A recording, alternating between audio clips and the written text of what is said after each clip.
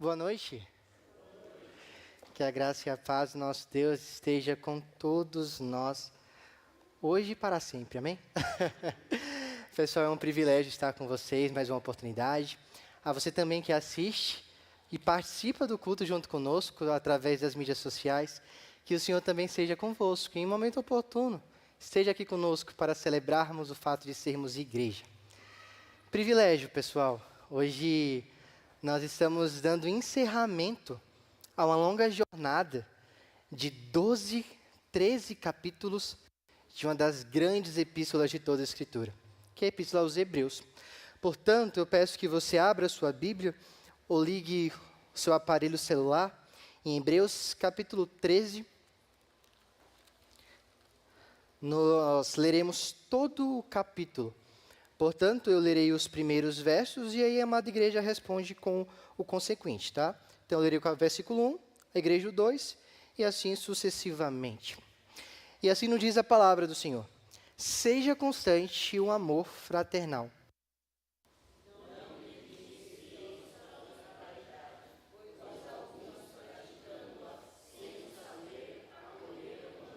Lembrai-vos dos encarcerados, como preso com eles. Sofrem maus tratos, como se, com efeito, vós mesmos em pessoa fosseis os maltratados.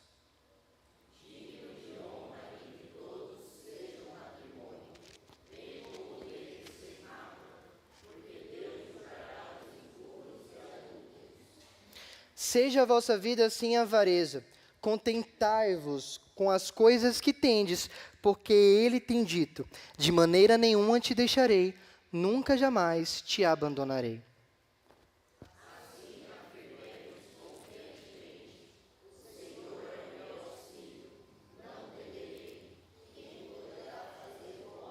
Lembrai-vos dos vossos guias, os quais vos pregaram a palavra de Deus, e considerando atentamente o fim da vossa vida, imitai a fé que tiveram.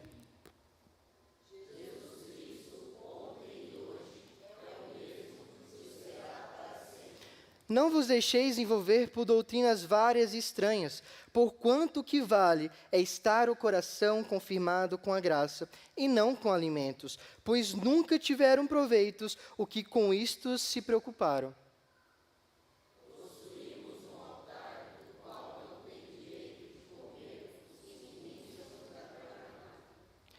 Pois aqueles animais cujo sangue é trazido para dentro do Santo dos Santos, pelo sumo sacerdote, como oblação pelo pecado, têm o corpo queimado fora do acampamento.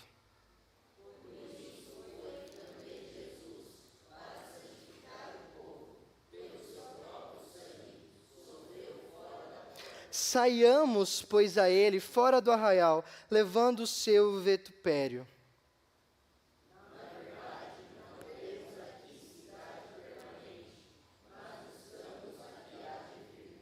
Por meio de Jesus, pois, ofereçamos a Deus sempre sacrifício de louvor, que é o fruto de lábios que confessam o seu nome.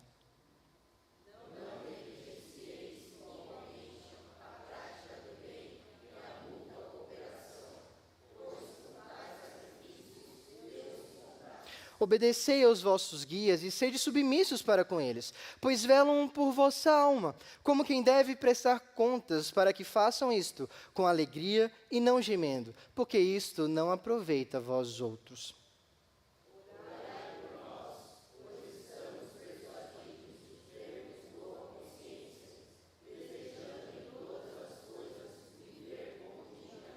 Rogo-vos com muito empenho que assim façais, a fim de que eu vos seja restituído mais depressa.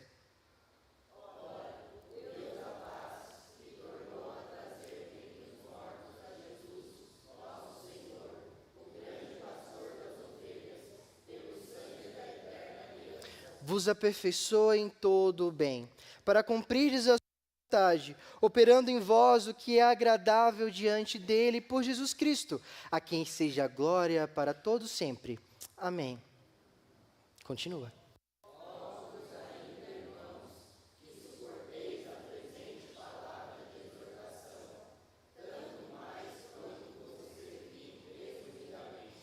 Leamos até aqui. Vamos fazer uma oração? Pai querido que estás nos céus, obrigado pelo privilégio que temos em podermos meditar na Tua palavra. Seja o nosso falar, o nosso meditar nesta noite agradável ao Senhor. E que o Teu nome seja engrandecido em nosso meio. Em nome de Jesus que nós oramos a Ti. Amém, Senhor. Como eu falei anteriormente, então chegamos no último episódio dessa grande série. Foi exposta a vocês domingo após domingo. E é interessante que o final da história sempre é muito emblemático. Pergunta aos mais senhores, quem aqui já se correspondeu por cartas com a sua amada ou por seu amado? Meu avô e minha avó contam várias histórias sobre isso. Imagine que você escreve uma carta de amor ao seu cônjuge. E aí você chega nas suas últimas palavras.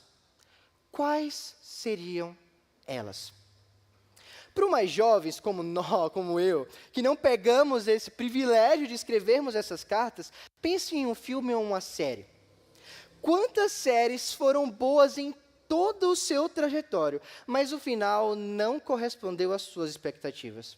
E aí toda ela cai por terra. Ou aquele filme que te leva a um cenário totalmente icônico, mas o final faz você sair do cinema sem querer ter estado ali. Pois bem, o final sempre é emblemático. Eu acho que eu vou tirar isso aqui, tá bom? Tá me incomodando um pouco. Posso pegar esse? Oi, foi. Eita. Então, como eu estava falando, o final sempre ele é emblemático. E aqui, nós chegamos ao final da história da Epístola aos Hebreus. O autor, durante 12 capítulos, traz ensinamentos maravilhosos para aquele povo. E agora, então, ele conclui a sua carta em um último capítulo. O que o autor, então, faz aqui? Parece que, mais uma vez, ele tem pressa em dizer para os hebreus que tudo o que ele ensinou, toda a boa teologia que foi ensinada, deve ser vista na prática. Parece que o que ele está nos dizendo é que uma boa teologia é a mãe de uma boa ética. Ou seja, o que você acredita determina aquilo que você faz. A sua crença determina a sua ação. Se você lembra um pouquinho do que foi trabalhado aqui, você vai lembrar que na última oportunidade que eu estive com os amados, o tema do nosso sermão foi como você deve viver. E eu trouxe para os irmãos 3 grandes lições, lá em Hebreus capítulo 10. O pastor, então, pregou no capítulo 11 e capítulo 12, trazendo para nós os heróis da fé.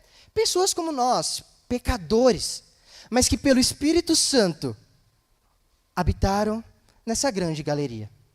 E agora, então, nós retomaremos ao tema do último sermão que eu ministrei.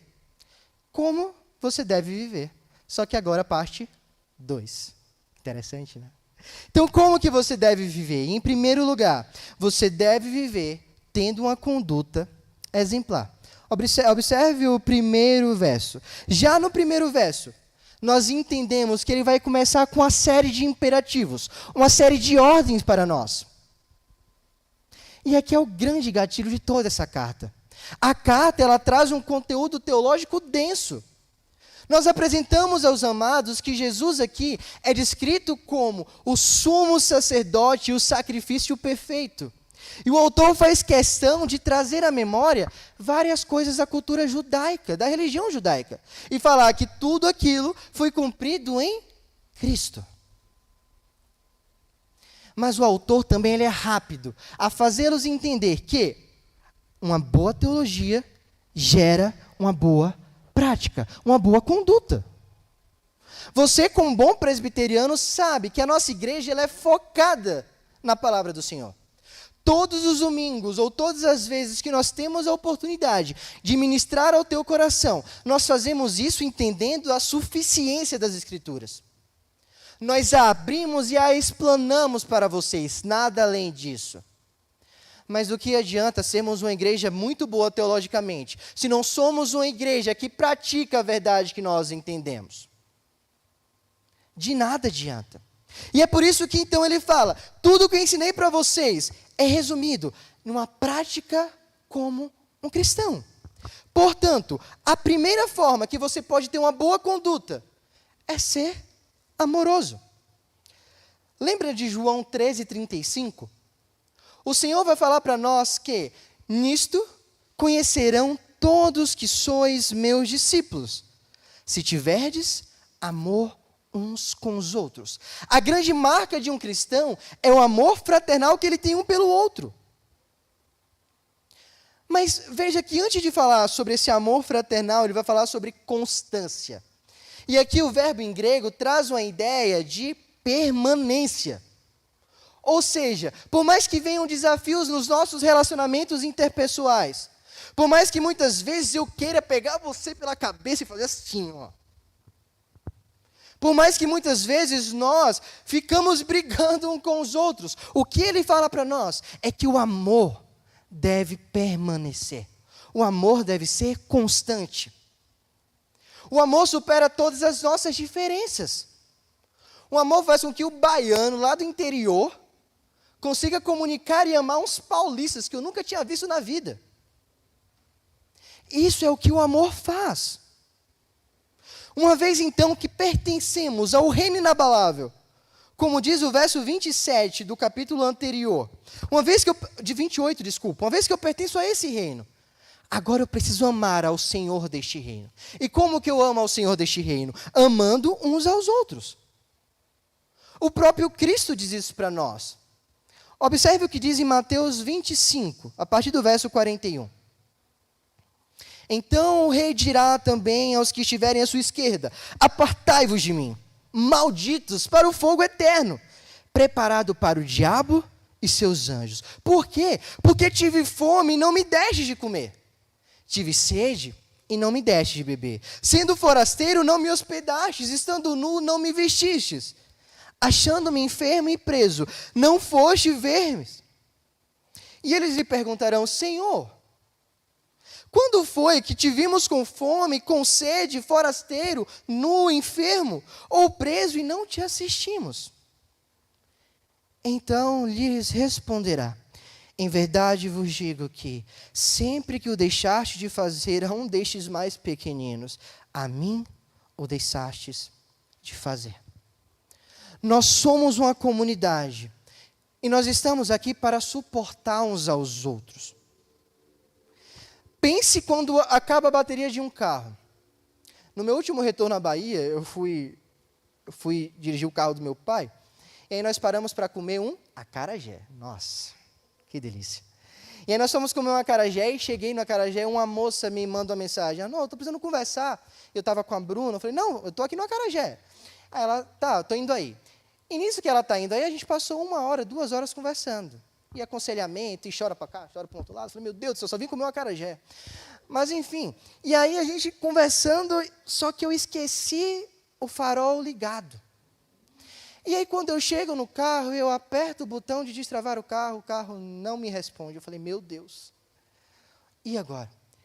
E daqui a 20 minutos, como estava próximo ao meu aniversário, nós marcamos uma comemoração. E eu estava de carro e não conseguia nem entrar no carro. Meu celular descarregando, foi uma loucura. Mas, cidade pequena, o bom é que você conhece todo mundo, né? Então, em frente ao acarajé tinha quem? O rapaz que corta o meu cabelo. Então, eu falei com ele me passou o contato de um mecânico, eu chamei. Ele falou: estou indo com o meu carro, e eu sem entender, porque eu não entendo nada de mecânica. E ele chegou com o carro dele, ele tinha um aparelhinho lá, não sei o nome, e aí ele pegou a bateria, botou na bateria dele, botou na minha bateria, deu um arranque no carro, e no passe de mágicas, o meu carro voltou a funcionar. Quando o meu carro acabou a bateria, do que eu precisei? De um outro carro. Quando a sua bateria acaba, do que você precisa? De um igual a você. Da mesma forma que um carro precisa de um outro carro, eu preciso de você. E dessa mesma forma, você também precisa de mim. Por isso que o amor deve ser constante. Em meio às aflições ou alegrias da vida, você precisa ser esse outro carro na vida do seu irmão, amando e colocando-se à disposição em caminhar com ele. E uma das formas de você fazer isso aparece logo no verso 2, porque ele vai falar sobre a hospitalidade. E a hospitalidade era a grande característica dos primeiros cristãos. Porque estes, quando viajavam, precisavam estar nas casas uns dos outros. O próprio Cristo, por exemplo, aquela grande cena de que Maria escolheu a boa parte, acontece quando ele se hospeda na casa de seus amigos, Lázaro, Marta e Maria. Paulo também, por muito tempo, ficou ali na casa de Áquila e Prisca, ou Priscila. Então, hospedar uns aos outros era uma grande prática dos cristãos do primeiro século, primeiro momento ali. E hoje? Eu lembro que antigamente, ao comprar uma casa, as pessoas olhavam para a casa e elas sempre procuravam comprar uma que tivesse um quarto sobrando. Porque aquele quarto serviria como quarto de hóspedes. Quanto de nós hoje, ao comprarmos uma casa, pensamos nos hóspedes? Nós pensamos em nos livrar deles, né? E a gente quer comprar uma casa que não tenha mais quarto, porque a gente tem uma desculpa.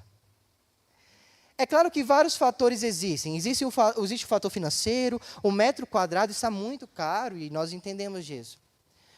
Mas nós perdemos a beleza de hospedar uns aos outros. Esses dias, e aí, pastor, seminarista, tem Instagram para também olhar a vida de vocês, tá? Não pensem que não. E esses dias eu fiquei muito feliz, porque eu olhei o Instagram da Maíra e ela estava tomando um cafezinho com a Cris. Nossa, aquilo encheu o meu coração de alegria. E eu não estava participando, mas eu fiquei feliz por vocês. Tá? Por quê? Porque é isso que o Senhor requer de nós. O Senhor quer que tenhamos momentos como esse. O Senhor quer que abramos as nossas casas para receber uns aos outros. A primeira pessoa que abriu a casa para mim foi a irmã Rogéria. Deve estar lá no culto infantil. Eu cheguei num domingo, no outro domingo ela já olhou para mim, ó, minha casa no próximo domingo. Um outro momento, eu estava aqui, eu ia almoçar no shopping, aí o Giba, o diácono Gilberto, chegou para mim e falou assim, não, você vai almoçar onde? Eu falei, não, no shopping.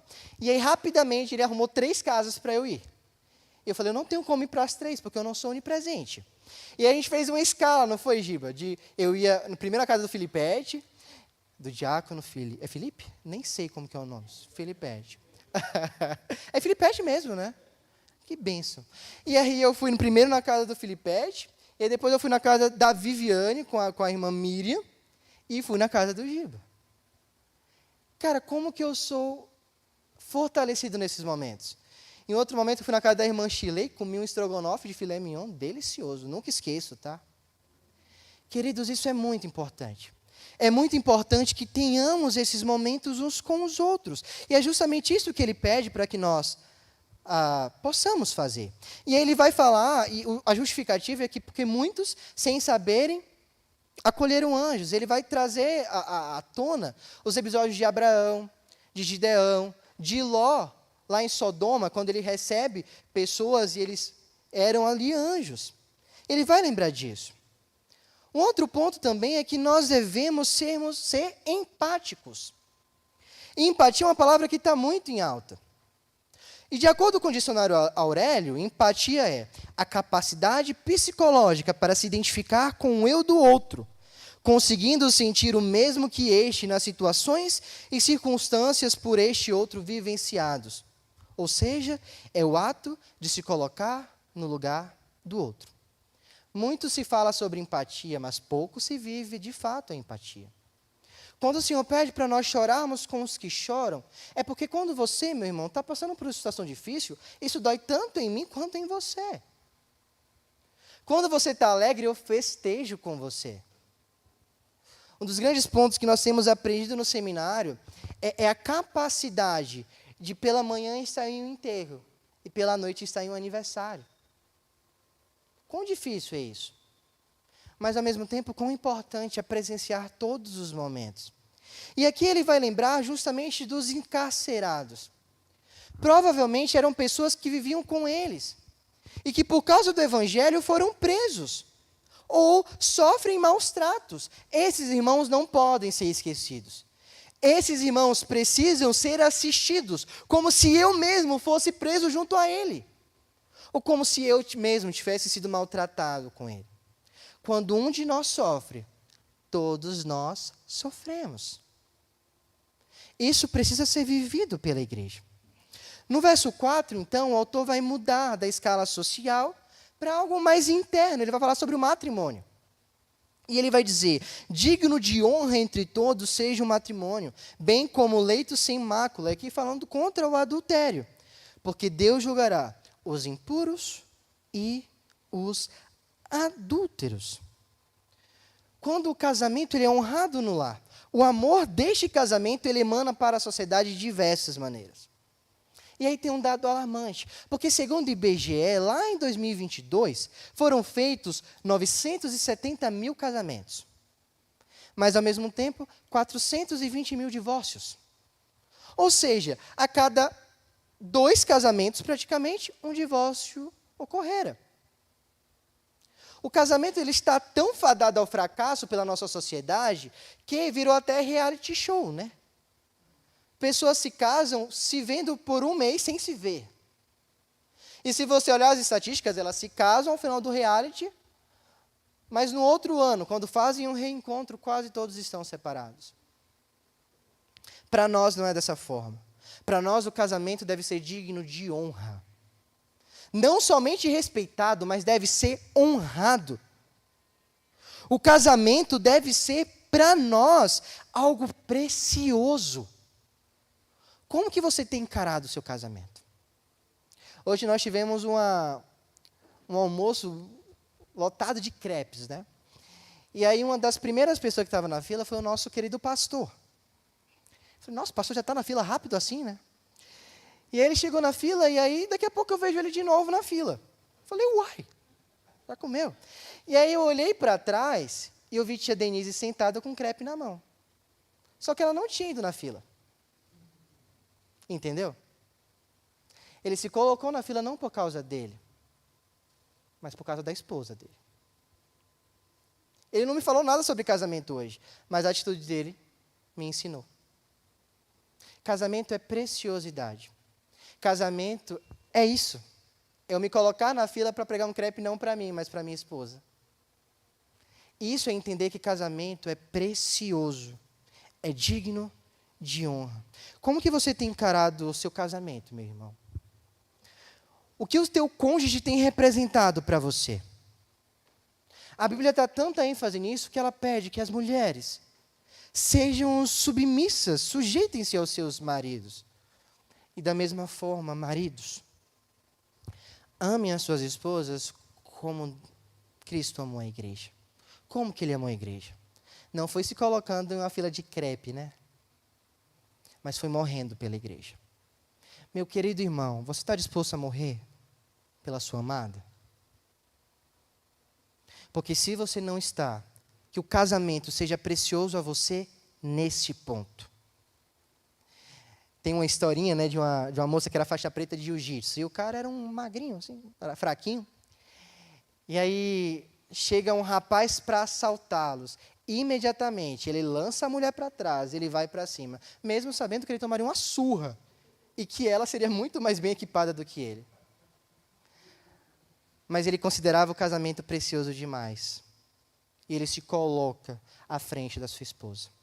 Não pensem, meninas, que a função de vocês é menos importante do que a nossa, ou menos pesada do que a nossa. Nós, enquanto homens, temos uma grande missão para cumprirmos com vocês. E, por fim, para acabarmos esse tópico da boa conduta, então, ele vai falar sobre contentamento. Ele vai dizer para nós no verso 5, seja a vossa vida sem avareza, contentai-vos com as coisas que tendes, porque ele tem dito. E aí, trazendo à memória, o Josué capítulo 1, verso 5, quando diz, ninguém te poderá resistir todos os dias da sua vida. Como fui com Moisés, assim serei contigo. Não te desamparei, nem te desampararei. Não te deixarei, nem te desampararei. E ainda mais ele lança para nós o Salmo 118, verso 6. O Senhor está comigo. O Senhor é o meu auxílio, não temerei. Que poderá me fazer o homem? O contentamento em Cristo é uma das marcas também de um cristão. Sabe quem entendeu isso muito bem? O apóstolo Paulo. É muito famoso aquele versículo de Filipenses 4, acho que é o 13. É o 13. Tudo posso naquele que me fortalece, né? E a gente usa para dizer, não, tudo que eu for me meter a fazer eu posso, porque o Senhor me fortalece. É errado, querido. Bora observar o contexto próximo. Observe Filipenses 4, versículo 11. Digo isto não por causa da pobreza, porque aprendi a viver contente em toda e qualquer situação. Tanto sei estar humilhado como também ser honrado. De tudo e em todas as coisas já tenho experiência, tanto de fartura como de fome, assim de abundância como de escassez. E depois de falar que ele sabe de todas essas coisas, então ele chega à conclusão. Por isso, eu sei que tudo eu posso naquele que me fortalece. Se eu estiver na pobreza, se eu estiver na riqueza, se eu estiver na abundância, se eu estiver na escassez, eu estou contente, porque tudo eu posso naquele que me fortalece. Naquela época, seguir a fé cristã muitas vezes significava desprestígio social, muitas vezes a retirada de seus bens, o afastamento do convívio social. Ser cristão no primeiro século, queridos, era tenso. Mas muitas vezes também é tenso para você. Eu não sei quais são os seus desafios, se é na vida profissional, se é na vida estudantil, se é na vida matrimonial, familiar, relacional, não sei. Mas o que eu posso te afirmar é, esteja contente, porque o Senhor está contigo. Tudo você pode naquilo que te fortalece. Portanto, como que você deve viver? Primeiro, tendo uma boa conduta. Segundo, você deve viver sendo fiel à sã doutrina. O versículo 7 e o verso 8 diz para nós por que eu devo ser isso. Porque Jesus Cristo ontem e hoje é o mesmo, e o será para sempre. A lei do Senhor não muda, porque o próprio Senhor não muda. Portanto, o que você deve fazer? Lembre dos seus guias, diz o verso 7, os quais os pregaram a palavra de Deus. Lembre-se deles, considere o final da vida deles e imite a fé deles. Você é fiel à sã doutrina quando você imita a fé de seus líderes. O apóstolo Paulo, dizendo aos coríntios, vai dizer o quê? Sede meus imitadores, como eu sou de Cristo. No capítulo 11, então, o autor traz diversas pessoas que tiveram toda a sua vida pautada em uma vida de fé. Então, agora ele olha para as pessoas e fala, então, lembre-se deles. Imite a fé que eles tiveram. E nós vivemos em uma época onde pessoas são pagas para te influenciar. Os grandes influenciadores digitais ganham milhares de dinheiro para que você compre algo que eles estão te indicando. A pergunta é, quem você imita? Será que a personagem da novela das 9, eu nem sei se existe novela das 9. Será que é o personagem daquela série que você tanto assiste? Ou aquela moça que tem a família perfeita no Instagram? Quem que você tem decidido imitar? A palavra do Senhor diz para ti que você deve imitar aqueles que perseveraram na fé até o final da vida deles. É a essas pessoas que você deve imitar. E uma vez que você imita essas pessoas, então, no verso 9 vai dizer, rejeite as doutrinas vãs. Nós vivemos em um mundo completamente relativista. Pessoas têm levantado para você e falado assim, precisamos atualizar a Bíblia, para que ela se adeque ao contexto em que nós vivemos. Não, queridos. Não é assim que nós somos chamados para viver. Por quê? Porque Jesus Cristo, volta para o verso 8, ontem e hoje é o mesmo e o será para sempre. Você precisa olhar para a palavra do Senhor. E é exatamente por isso que o Senhor levanta guias, levanta pessoas, para preparar o povo a serem firmes e perseverantes na sã doutrina. Observe o que Paulo diz aos Efésios no capítulo 4, verso 11 a 14. Ele diz então que ele mesmo concedeu uns para apóstolos, outros para profetas, evangelistas, pastores e mestres. Por quê? Com vista ao aperfeiçoamento dos santos, para o desempenho do seu serviço, para a edificação do corpo de Cristo. Até que todos cheguemos à unidade da fé e do pleno conhecimento do Filho de Deus, à perfeita varonilidade, à medida da estatura, da plenitude de Cristo. Então, qual que é o propósito? Ele diz, é que não sejamos mais como crianças, diz o verso 14, ou meninos, agitados de um lado para o outro, levados ao redor por todo o vento de doutrina, pela astúcia daqueles que querem induzir ao erro. Todas as vezes que nós subimos ao púlpito, as minhas pernas tremem. Vocês não estão entendendo, eu creio que o pastor funciona da mesma forma. Eu fico a ponto de morrer antes de entrar aqui. E não é porque eu vou falar em público, porque isso eu faço desde quando eu era muito criança. Mas é porque eu sei que eu estou levando vocês ao pleno conhecimento de Cristo. E uma vez que eu tiro de vocês a palavra do Senhor, ai de mim. Portanto, o que nós fazemos aqui dia após dia? O sacrifício que eu tenho feito de deixar o meu estado, vir para um lugar desconhecido e passar um dos anos mais loucos da minha vida, é para aperfeiçoar a sua vida. A Vivi sempre brinca comigo, né? Arnaldo, para que você foi largar engenharia, cara? Eu falei, também não sei. Mas na verdade eu sei, a gente sabe, a gente fala isso brincando. Eu fiz isso porque eu respondi ao chamado do Senhor para edificar a igreja dele. E todas as vezes que qualquer líder se levanta aqui, um líder sério, nós fazemos isso para que vocês possam ser aperfeiçoados. Então o autor vai continuar com um grande argumento teológico a partir do verso 10, então. Ele vai falar sobre um altar que possuímos. E esse altar remete a justamente o local onde o sacrifício é feito. Nesse caso, a cruz do Calvário. Ali o sacrifício principal, o maior sacrifício foi feito. O sacrifício suficiente. Cristo entregou-se como sacrifício para você. E é deste que aqueles que ministram no tabernáculo não têm direito de comer. Ou seja, aqueles que permanecem na religião judaica não têm direito de participar do quê? Da ceia do Senhor. Porque a ceia do Senhor é reservada para aqueles que creem no nome do Senhor e que confessam Jesus Cristo como o Senhor da sua vida. Então ele vai falar no verso 11 que aqueles animais, aí se referindo aos animais da oferta do Antigo Testamento, eles eram queimados fora do acampamento. E faz uma correlação com Cristo. Da mesma forma, Jesus, sendo o sacrifício perfeito, sofreu fora da porta, sofreu fora de Jerusalém. E agora? O que isso vem para nós? Agora nós devemos sair do arraial. Sair das amarras daquilo que nos prendia. No caso dos primeiros leitores, sair do judaísmo. No nosso caso, sair da vida nefasta que nós tínhamos antes de conhecer ao Senhor. E agora nós vamos levando o vitupério. Que palavra é essa, meu Deus, você me pergunta? Eu também não sabia não, pessoal. Mas aqui diz a vergonha de Cristo, a humilhação de Cristo. Portanto, nós somos chamados agora a abandonarmos o nosso antigo eu, a sairmos agora levando as marcas de um cristão. Por quê?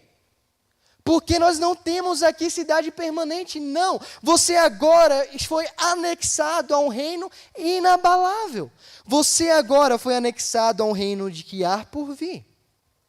Enquanto aqui você estiver, no verso 15 vai dizer, ofereça a Deus sempre sacrifício de louvor, que é o fruto de lábios que confessam o seu nome. Quantos aqui confessaram a fé, já professaram a fé? Levantam uma das suas mãos. Olhe para o lado. Está vendo a quantidade? Pode abaixar sua mão. Aqueles que confessam a fé agora, o que eles fazem? Oferecem sacrifício de louvor. Você tem se oferecido como sacrifício de louvor ao Senhor? Romanos 12, verso 1. Apresenteis o vosso corpo por sacrifício vivo, santo e agradável ao Senhor. Esse é o chamado que você tem. Você gosta de se definir como cristão, né? Você é o quê? Eu sou cristão. O que é ser cristão?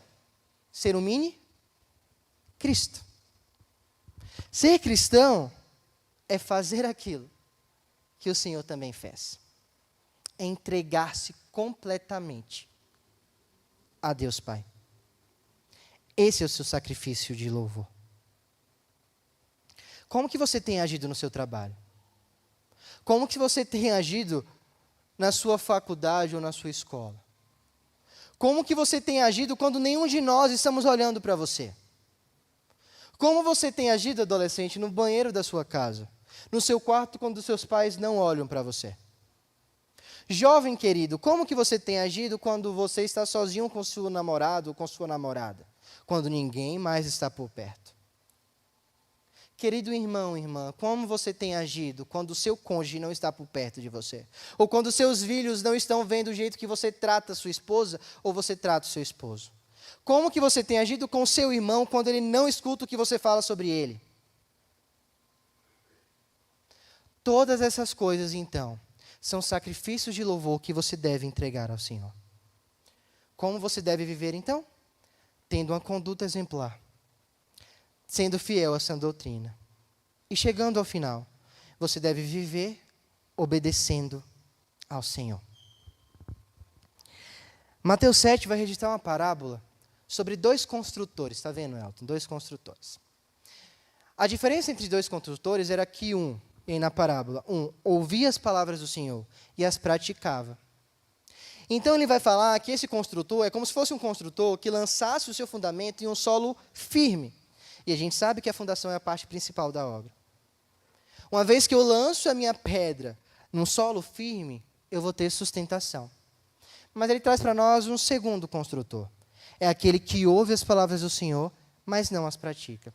Esse lança a sua pedra em um terreno não propício a receber uma construção. E qualquer força maior sobre ele, cai a construção. Você não é chamado apenas para ouvir a palavra do Senhor. Que bom tê-los aqui. Que bom tê-la aqui, minha irmã. Sempre olho para você e agradeço a Deus pela sua vida. Mas eu não quero só que você esteja aqui. Não é para isso que você foi chamado. Você foi chamado sim para estar aqui. Mas para sair daqui, obedecendo ao Senhor. Esse é o nosso chamado enquanto cristãos.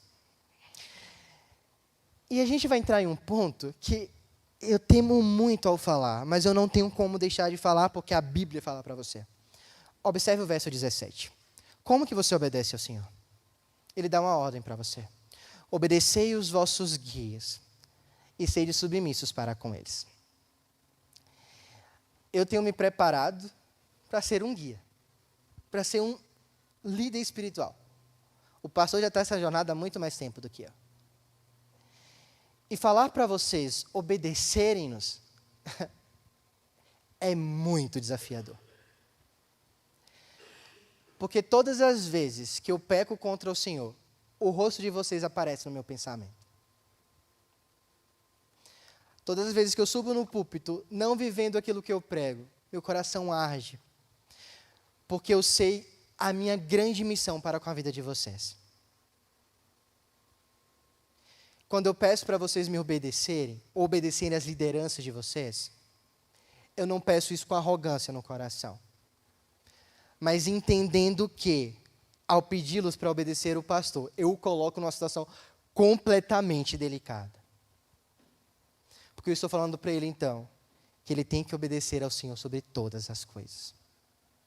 Para que ele seja para vocês um instrumento nas mãos do Senhor.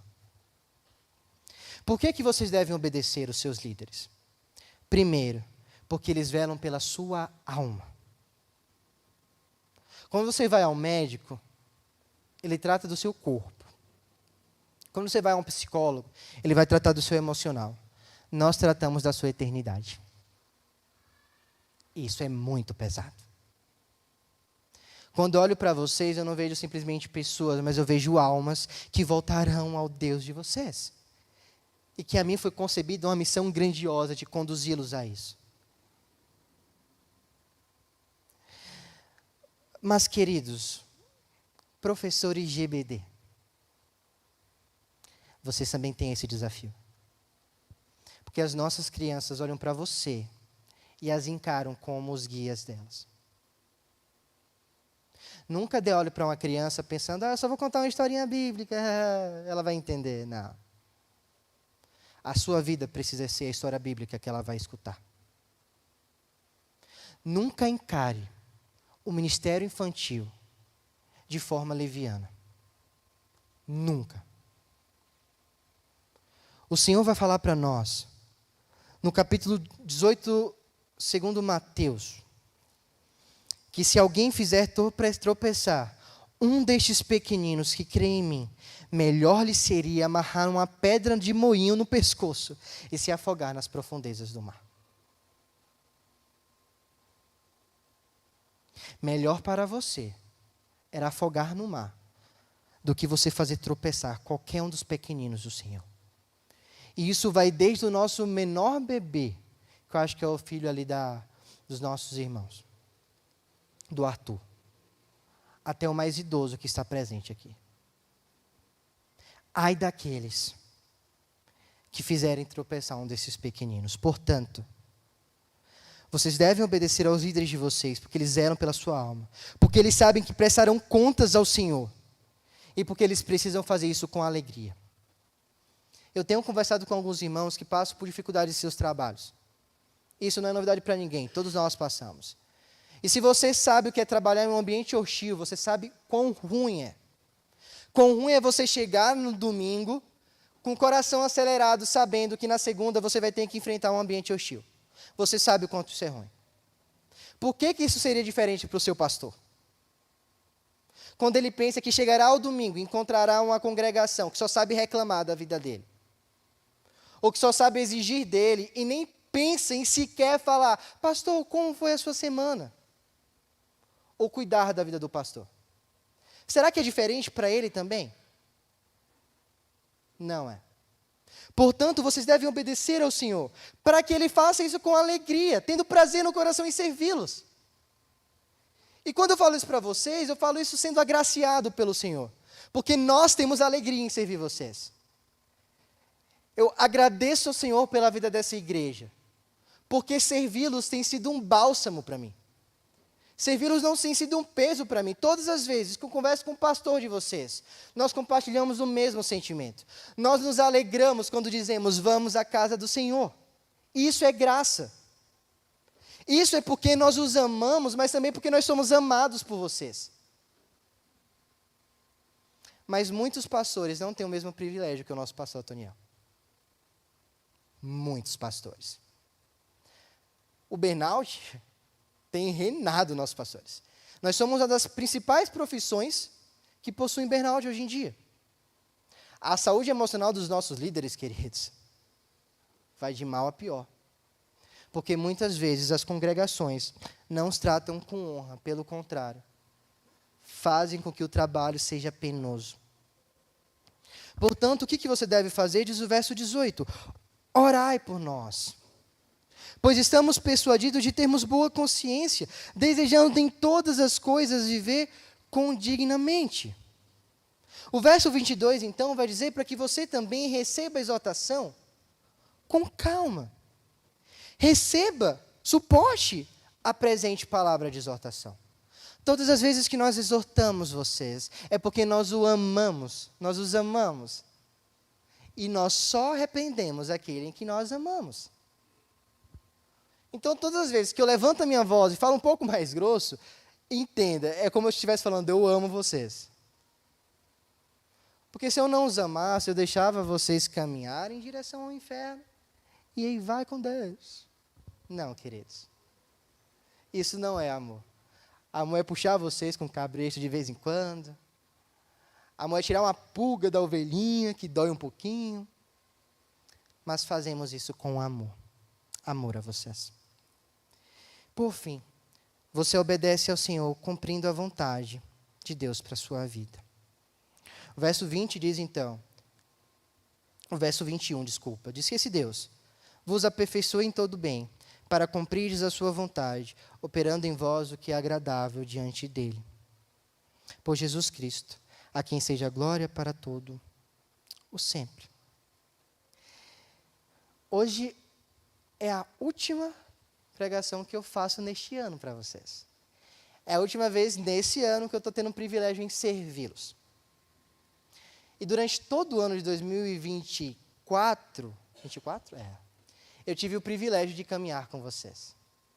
Eu tive o privilégio de ser servido por vocês e de, pouquinho, também servi-los. E nós conversamos sobre muitas coisas. Eu compartilhei desafios, compartilhei choros, compartilhei angústias, compartilhei felicidades, compartilhei a palavra do Senhor para a vida de vocês. E qual que então é meu desejo de feliz ano novo para os amados? É exatamente o que diz o verso 20. Eu saio daqui hoje tranquilo. E aí você me pergunta, nossa, não, você me passou tanta coisa que eu preciso fazer, como que eu vou fazer isso tudo? E por que você sai tranquilo? Porque eu sei que você não vai conseguir. Olha que interessante. Eu sei que amanhã você vai estar confessando os pecados e tudo que eu falei para você, você vai pecar e vai cair amanhã. Mas eu faço isso não porque eu confio em você, não porque eu confio no seu querer e no seu realizar. Eu faço isso porque a minha confiança reside no seu Deus, no meu Deus. Portanto, ao descansarmos nessa certeza, e eu falo isso também porque eu entendo que o pastor Otoniel pensa da mesma forma, eu queria transferir esse descanso também a vocês. Eu sei que eu bato bastante, né? Eu bato um pouquinho. Estou tentando ser mais gracioso. Mas eu queria trazer uma palavra de conforto para a sua vida. Eu sei que os desafios e as lutas são grandes demais para ser cristãos nesse mundo. Eu sei que você peca constantemente contra o seu Senhor. E eu sei que você não gosta de fazer isso. E eu sei que tudo que eu falei, você deve estar pensando, meu Deus, como que eu vou fazer isso tudo? Eu sou muito falho. De fato você é. Porque eu também sou. Mas o meu descanso reside na certeza. Coloca o verso 20 para nós. Que o Deus da paz, que tornou a trazer dentre os mortos a Jesus, o nosso Senhor, o grande pastor das ovelhas, pelo sangue da eterna aliança. É Ele quem vai aperfeiçoar a vida de vocês. Eu vou à Bahia amanhã em paz. Ciente de que tudo que eu transferi para vocês hoje reside na graça do seu pastor, do seu grande pastor. Jesus é o seu grande pastor. Ele venceu a morte por você. Nós estamos no mês do Natal, mas eu aqui já estou olhando para a Páscoa. Porque aquele menino que nasceu, que estava nos braços de Simeão, tão pequeno, cresceu, morreu, mas ressuscitou. E isso tudo para aperfeiçoar a sua vida. Portanto, eu estou certo de que é Deus quem efetua em vós tanto o querer como o realizar, segundo a boa vontade dele. E eu vou à Bahia, descansando, que esse mesmo Deus os guardará. E que no finalzinho de janeiro, daqui a 2 meses praticamente, eu voltarei e encontrarei todos em paz. Porque o mesmo Deus que me guardará lá, que guardará o meu povo nordestino lá, também guardará vocês aqui. Esse é o meu desejo para 2025. Eu não te desejo o carro do ano, eu não te desejo o salário de 100 mil reais ou dólares. Eu só desejo que o Senhor continue te sustentando, te guardando e que você descanse na soberania dele. Chegamos ao fim da Epístola aos Hebreus. O que nós aprendemos então? Uma boa teologia é a mãe de uma boa ética. Aquilo que você crê determina aquilo que você faz. Portanto, ao saírem daqui, nós lançamos vocês ao mundo para que vocês brilhem a luz de Cristo e que o nome dele seja engrandecido através da sua vida para todas as pessoas. Fique de pé e agora vamos cantar essa verdade que nós vamos oferecer-nos como sacrifício de louvor ao Senhor.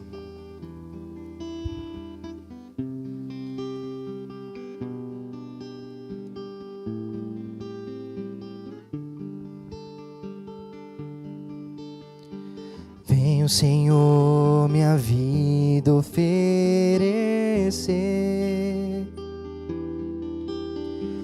como oferta de amor e sacrifício. Quero minha vida a te entregar como oferta viva em teu altar. Mais uma vez, vamos cantar todos juntos? Venho, Senhor.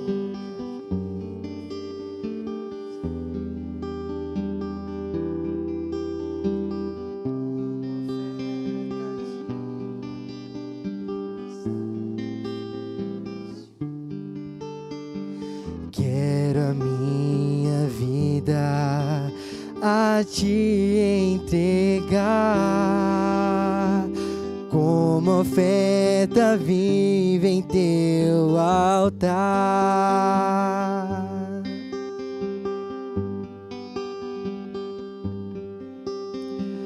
Pois pra te adorar foi que eu nasci.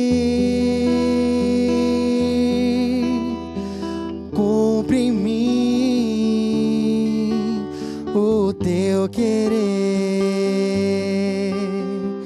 faça o que está em teu coração, e que a cada dia eu queira mais e mais estar ao teu lado, Senhor. Vamos fazer essa música nossa oração? Então feche seus olhos e vamos cantar todos juntos em unidade.